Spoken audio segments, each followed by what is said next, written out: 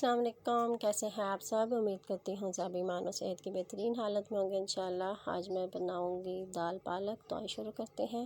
बिस्मिल्लाहिर्रहमानिर्रहीम। ये मैंने दाल और पालक बॉईल करने के लिए रख दी है।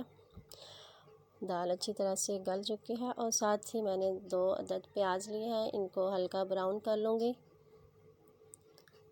और साथ ही मैंने अदरक, लहसुन और टमाटर, इनको अच्छी तरह से ग्राइंड कर लेना है।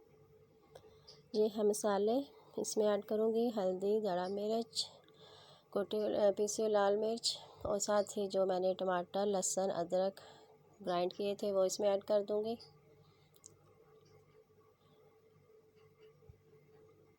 इसको अच्छी तरह से भून लूँगी।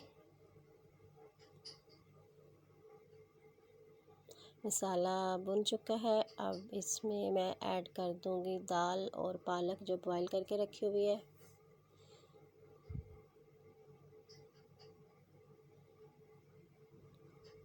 अब इसको थोड़ी देर के लिए दम पे रखूँगी ताकि अच्छी तरह से ये दाल और पालक मिक्स हो जाए मसाले में।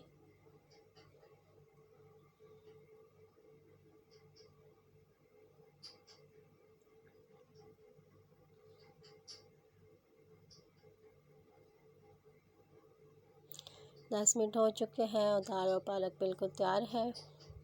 अब मैं इसको डिश आउट करूँगी।